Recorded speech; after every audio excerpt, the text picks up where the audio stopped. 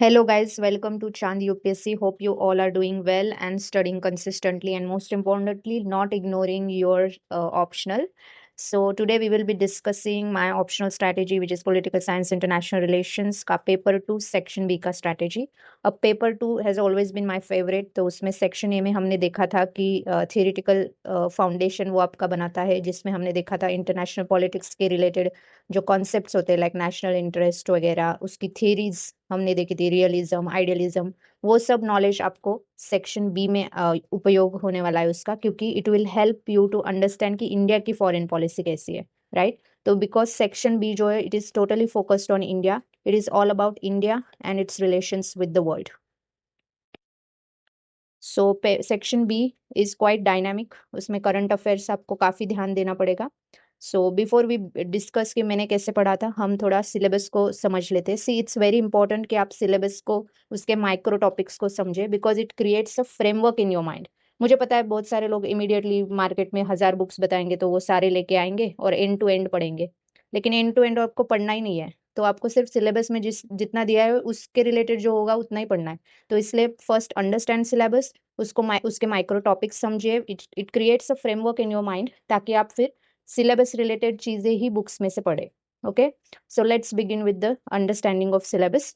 तो सिलेबस में है 8 टॉपिक्स. ऑफ कोर्स इसके अंदर काफी माइक्रो टॉपिक्स है जो हम डिस्कस करेंगे, and then I will share कि मैंने हर टॉपिक्स को कहाँ से कैसे पढ़ा था. So first topic is Indian foreign policy. Of course मैंने बताया section B is all about India, तो हम देखेंगे what are the determinants of Indian foreign policy, मतलब what are the factors that shape India's foreign policy.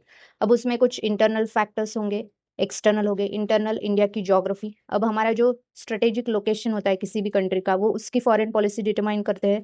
Like India is called, कि India को कहा जाता है कि it is a stationed ship in Indian Ocean region, because हमारा, हमें पता है पेनिनसुला रीजन इंडियन ओशन में आता है, और India is closer to sea lines of communication.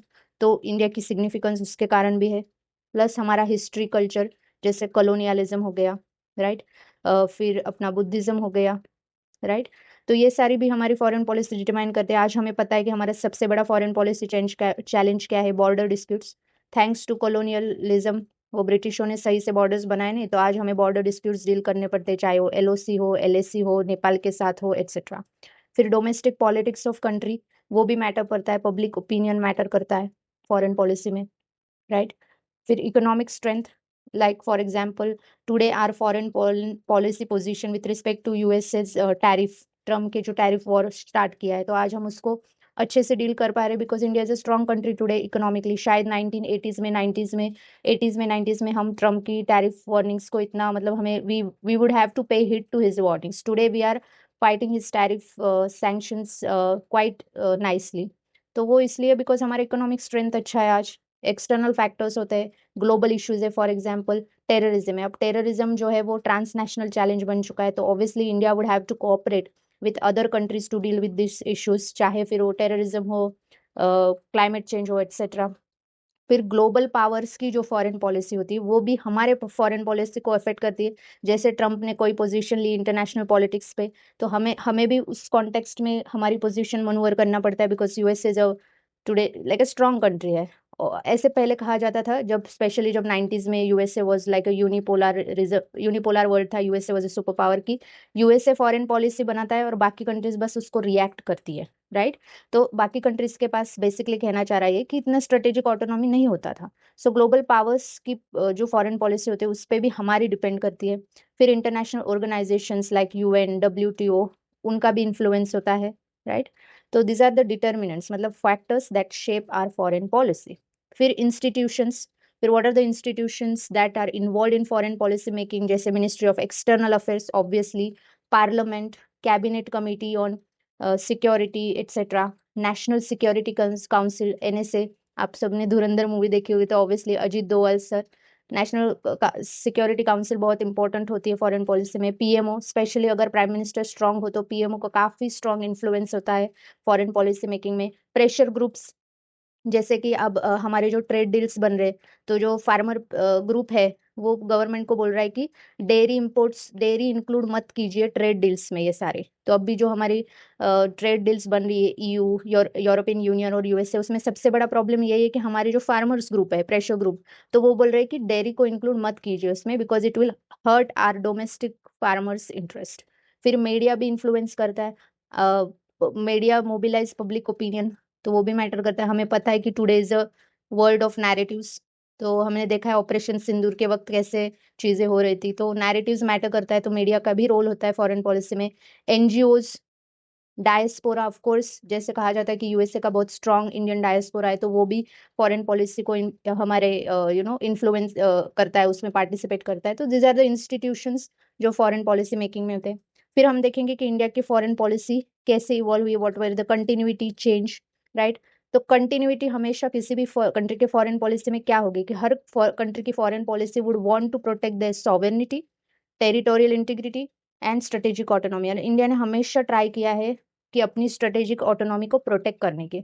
So this is a continuity in are foreign policy. Of course कुछ जगह पे हमने फॉरेन पॉलिसी चेंज की है, जैसे इनिशियल कुछ फेजेस में ऐसे कहा जाता है कि India was a, specially Nehruvian era के वक्त ही थोड़ा आइडियलिज्म वाला फॉरेन पॉलिसी था, बट फिर 1962 वगैरह में जब वॉर हो गया, it was a rude shock for India, तो फिर थोड़ा हमारे रियलिस्टिक फॉरेन पॉलिसी बनने लगी।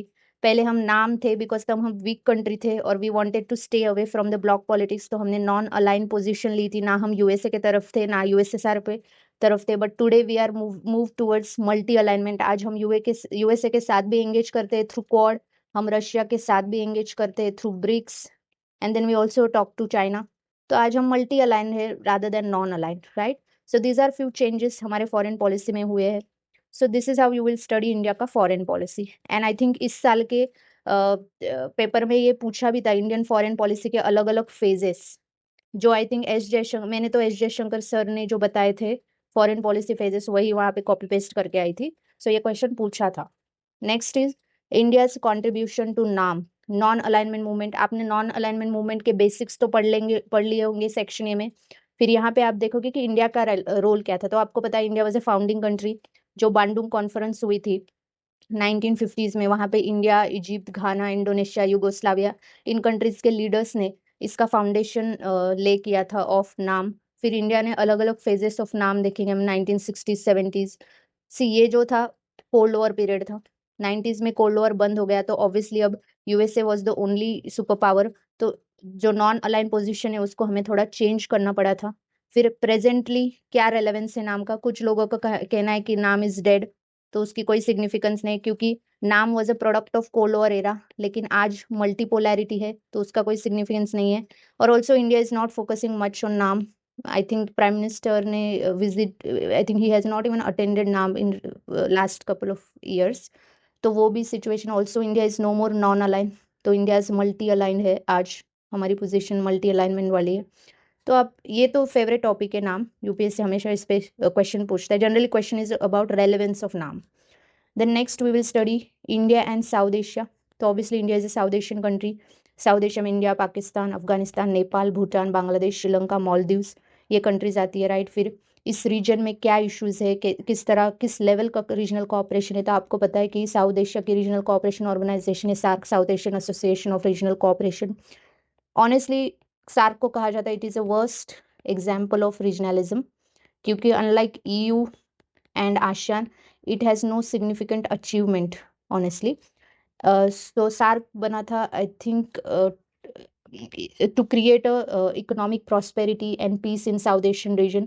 लेकिन आज पता है कि कोई हमारे आजू बाजू में कितना ट्रबल्ड नेबरहुड है।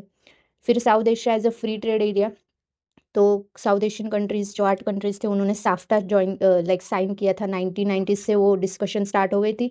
2006 में उन्होंने उसको, it became I think operational, लेकिन it wasn't that successful because South Asian जो रीजन है वो काफ़ी, it is one of the least integrated region in the world because of political security issues etcetera.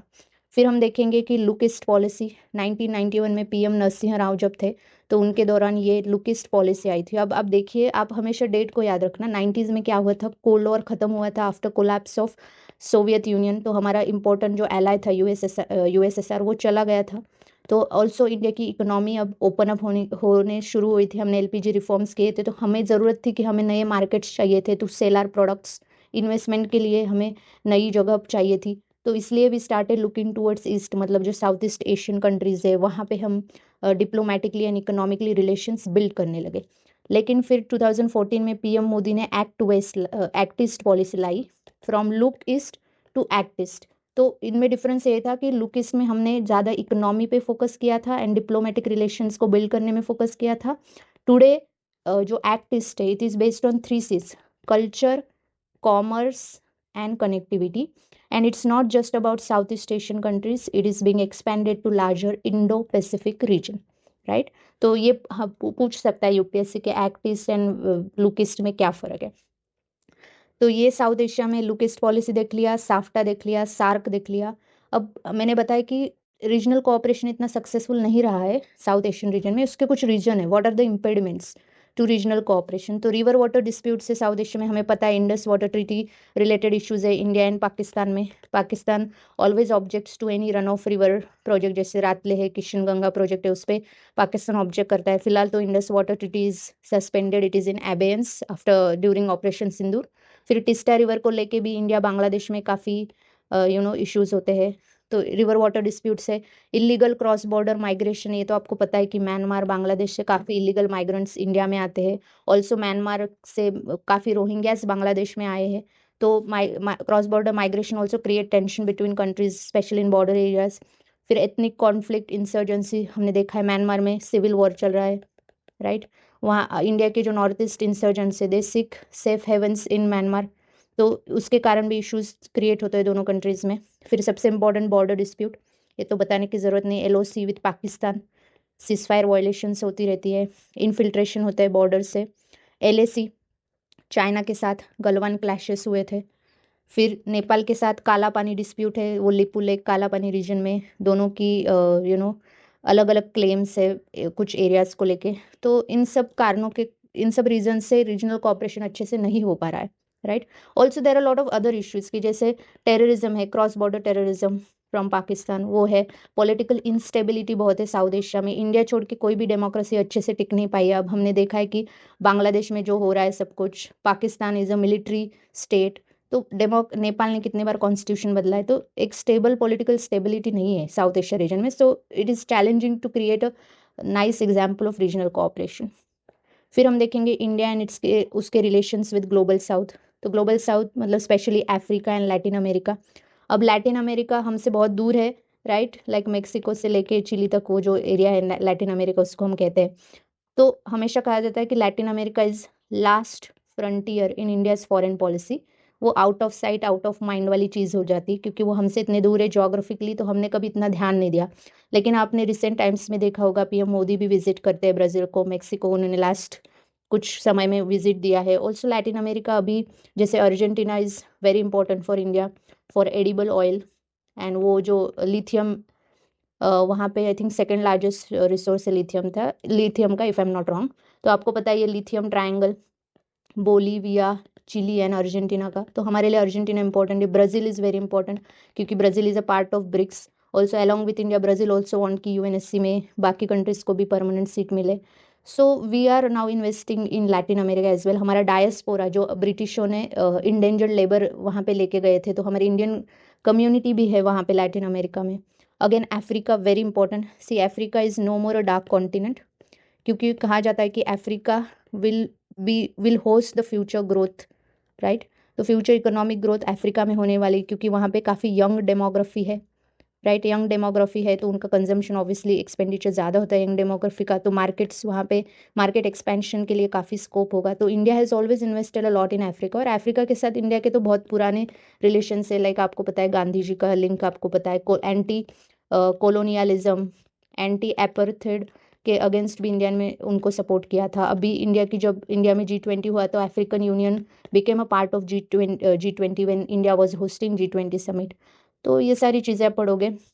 Then global south, India as a voice of global south, ये question आ सकता है कि examine India's position as a voice of global South.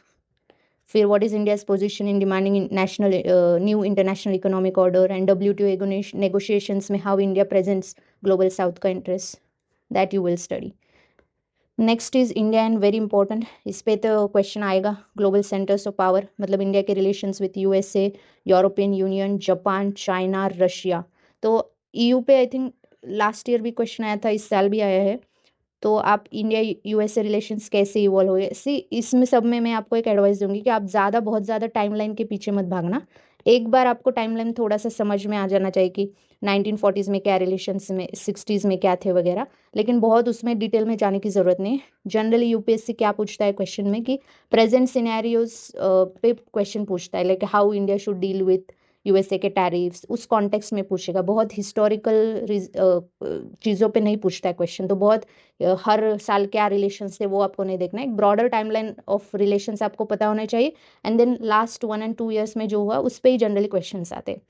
तो India and USA के relations during cold war क्या थे, cold war के बाद क्या हुआ, Trump 1 and 2, Trump is a transactional diplomacy है ट्रम्प की, वो बिजनेस माइंडेड डिप्लोमेसी है। तो इंडिया कैसे उसके साथ डील कर रहा है वो सब आपसे, यूरोपियन यूनियन के साथ, जापान के साथ, चाइना के साथ, रशिया के साथ, आप टाइमलाइन पढ़ोगे कि कैसे रिलेशंस इवॉल्व हुए, प्लस प्रेजेंट सिचुएशन क्या है, कहाँ पे एरियाज ऑफ कॉन्वर्जेंस है, कहाँ पे एरियाज ऑफ डाइवर्जेंस है, what is India's foreign policy with respect to those country, उसके पॉजिटिव्स एंड उसके क्रिटिसिज्म, ये आप पढ़ोगे।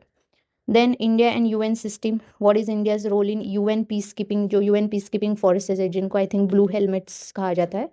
तो India contributes lot of military personnel वहाँ पे, राइट, मिलिट्री मैन पावर हम कंट्रीब्यूट करते हैं हमारे army. I think India was the first country to send all women contingent in Liberia I guess. तो इंडिया का कंट्रीब्यूशन काफ़ी सिग्निफिकेंट है, थर्ड लार्जेस्ट हमारा कंट्रीब्यूशन है in UN peace keeping in terms of man power, right. Then India also wants कि UN में reforms हो, right, क्योंकि UN जब बना था तो it reflected Jio political realities of that time, today is a multipolar world. तो India चाहता है कि इंडिया जैसे कंट्रीज हो, ब्रिक्स कंट्रीज, उनको मतलब इंडिया, साउथ अफ्रीका, ब्राज़ील, इनको ज़्यादा से हो इन ऑर्गेनाइजेशंस में। Also India is seeking permanent seat in UNSC। तो कुछ उस पर अब बहुत सारे स्कॉलर्स का अलग ओपिनियन है, कुछ बोलते हैं India should not run after UNSC permanent seat, कुछ बोलते हैं कि India should aggressively go for it. तो उस पर आप अलग अलग स्कॉलर्स के पॉइंट ऑफ व्यू पढ़ोगे। देन क्वेश्चन आता है इंडिया एंड न्यूक्लियर पॉलिसी। तो इंडिया ने जो न्यूक्लियर पॉलिसी हमारा बनाया था, it is based on regional security context, क्योंकि इंडिया ने हमेशा कहा है कि we are sitting between 2 nuclear power nation, that is Pakistan and China. तो इंडिया कैन नॉट, मतलब हमारे पास तो चाहिए ना, हमें नहीं पता कि अनसर्टनिटी होती है फॉरेन पॉलिसी में, कब वो हम पे अटैक कर दे। तो उस कॉन्टेक्स्ट में ग्रेजुअली हमने अपना न्यूक्लियर पॉलिसी इवॉल्व किया। अलग अलग फेजेस आप पढ़ोगे कि कैसे इंडिया में पोखरण 1 किया, देन पोखरण 2 किया। ऑल्सो इंडिया की जो फॉरेन पॉलिसी की, सॉरी, न्यूक्लियर पॉलिसी की 2 पिलर्स है, नो फर्स्ट यूज़ पॉलिसी, मतलब we will not use nuclear weapons first, लेकिन हमारा जो रिस्पॉन्स होगा it will be massive retaliation. फिर क्रेडिबल मिनिमम डेटरेंस हम रखते हैं, तो दिस आर 2 पिलर्स। तो कुछ लोगों का कहना था कि India should shift from no first use policy को छोड़ देना चाहिए, बिकॉज वी नेवर नो कि शायद कोई हम पे अटैक पहले कर दे, राइट। तो उस पर अब अलग अलग स्कॉलर्स, कुछ कहते कि नहीं हमको नहीं चेंज करना चाहिए नो फर्स्ट यूज़ पॉलिसी, कुछ कहते कि करना चाहिए, तो वो आप पढ़ोगे। Also India is oppose to NPT CTBT, तो इस पर भी क्वेश्चन आ सकता है कि why India is oppose, because these are discriminatory treaties, that's why India opposes non-proliferation treaty NPT and CTBT। Then recent जो डेवलपमेंट्स हुए फॉरेन पॉलिसी में, तो उसको इंडिया कैसे डील करा है, जैसे अफगानिस्तान में तालिबान टेक ओवर के बाद how India has evolve it's foreign policy. हमें पता है कि स्लोली ग्रेजुअली अब इंडिया भी तालिबान के साथ एंगेज कर रहा है, because realist point of view से अगर आप देखोगे तो वही वहाँ पे रूल कर रहे, तो हमें we can not like not engage with them, हमारे पास चॉइस नहीं है, उनको उनके साथ बात करना पड़ेगा। फिर इराक, वेस्ट एशिया में जो भी हो रहा है, जैसे इजराइल पैलेस्टाइन कॉन्फ्लिक्ट है, तो उस पर इंडिया की क्या पोजीशन है। वेस्ट एशिया में हमें पता है कि 3 इंपॉर्टेंट पिलर्स हुए हैं, इजराइल, सऊदी अरेबिया, ईरान। अब इंडिया इंटरेस्टिंगली इन तीनों के साथ इंडिया ने अच्छे से मतलब रिलेशंस मेंटेन कर के रखा है। हमेशा वेस्ट एशिया में India has to walk the tight rope कहा जाता है, लेकिन आई थिंक इंडिया की वेस्ट एशिया डिप्लोमेसी काफ़ी अच्छी रही है। अगर आप रिसेंटली भी देखो, prime minister Modi visited Oman, Jordan, right, Ethiopia, वहाँ पे वो जाके आए। तो personal relations of prime minister also matter in foreign policy, तो उनकी रैप वो अच्छा है वहाँ के लीडर्स के साथ। तो that is also an important for foreign policy success specially in West Asia. फिर growing relations with USA, Israel, अब यूएसए के साथ हमारा ट्रेड डील वाला इशू चल रहा है, वो हम देखेंगे, लेकिन हमारा स्ट्रेटेजिक कॉन्वर्जेंस भी है काफ़ी, specially in related to China, क्योंकि हम दोनों USA and India both want कि चाइना ज़्यादा अग्रेसिव ना रहे। फिर इजराइल के रिलेटेड पैलेस्टाइन भी हमारी एक सेम पोजीशन है। इंडिया कंडेम्ड, जो हमास अटैक हुआ था इंडिया ने उसको कंडेम किया था, बट वन कंटिन्यूटी हमारे फॉरेन पॉलिसी में कि हमने हमेशा कहा है कि 2 स्टेट सोल्यूशन होना चाहिए, कि 2 अलग स्टेट इजराइल एंड पैलेस्टाइन, ये हमारी कांस्टेंट पोजीशन रही है, ठीक है। फिर what is India's vision of new world order, right. India wants, अब मल्टीपोलैरिटी, तो कहा जाता है कि India wants multipolar world, right. China को क्या चाहिए, चाइना वांट्स बायपोलर वर्ल्ड, मतलब China and USA, and unipolar Asia, मतलब एशिया में वही बॉस रहे, वैसे चाइना चाहता है, right. India also want to be a rule maker, मतलब हम सिर्फ रूल ओबे करना नहीं चाहते, हम इंटरनेशनल ऑर्गेनाइजेशन में डिसीजन मेकिंग प्रोसेस में इन्वॉल्व रहना चाहते हैं। India has a demand for reformed multilateralism, right. See multipolarity allow us to do strategic manoeuvres, तो वो सारी चीज़ें हम पढ़ेंगे। तो ये थे 8 टॉपिक्स, और उनमें जो छोटे छोटे टॉपिक्स है, ये पेपर 2 सेक्शन भी काफ़ी बड़ा है, काफ़ी डायनामिक है, but it is interesting to like read it, you won't get bored. लेकिन इसमें क्या है, अब ज़्यादा भी नहीं करना है, लिमिटेड रिसोर्सेज से करना है। सो नाउ लेट्स डू कि मैंने कहाँ से पढ़ा था। सो माय सोर्सेस, तो मैंने शुभ्रा रंजन मैम की नोट्स पढ़ी थी। सी अब मुझे उनके नोट्स पता नहीं कितने बल्कि है या नहीं, लेकिन मैंने कुछ लोगों से सुना है कि काफ़ी, अब वो प्रिंटेड देते हैं आई थिंक, तो वो काफ़ी बल्कि है। सी देखिए, आपको एक बार ऐसे पढ़ना है, फिर आपके शॉर्ट नोट्स बना लेना, बिकॉज बार बार आप नहीं पढ़ सकते इतनी बड़ी बड़ी बुक्स, राइट।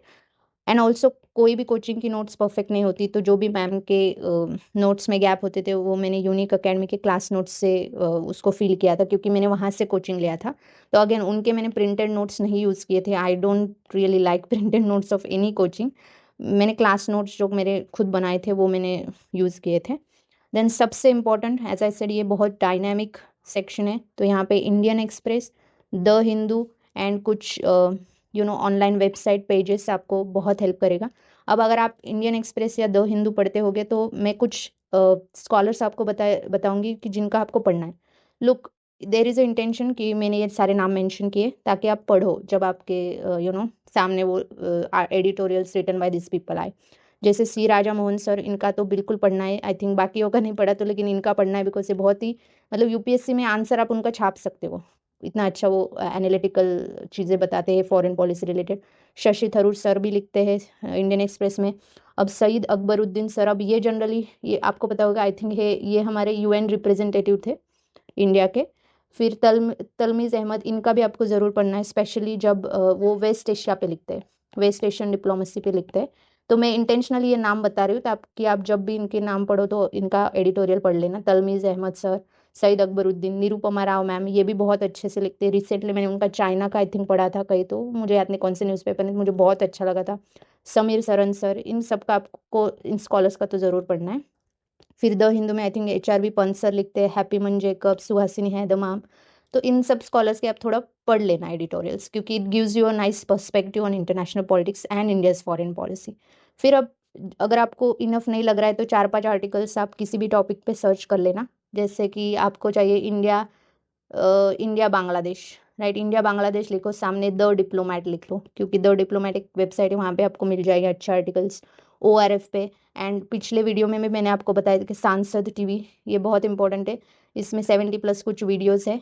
तो सांसद टीवी के यूट्यूब चैनल पे जाना है, वहाँ पे एक प्रोग्राम होता था, अभी नहीं होता है ये प्रोग्राम, डिप्लोमेटिक डिस्पैच। तो उसमें बहुत सारे लैटिन अमेरिका हो जाए, अफ्रीका हो जाए, तो वहाँ पे इंडिया की क्या फॉरेन पॉलिसी है with relation to this like countries, वो वहाँ पे डिस्कस किया। And it is coordinated by I think Vikas Swaroop sir, जो कि खुद फॉर्मर एम्बेसडर, वहाँ पे सारे ऑफिशियल्स आते हैं, तो आपको बहुत ऑफिशियल अच्छे से फॉर्मल पर्सपेक्टिव मिल जाता है। तो इसको ज़रूर देखना, ज़्यादा बड़े वीडियोस नहीं होते, 30 मिनट्स वगैरह के होते हैं, और उसके शॉर्ट नोट्स बना लेना, ठीक है।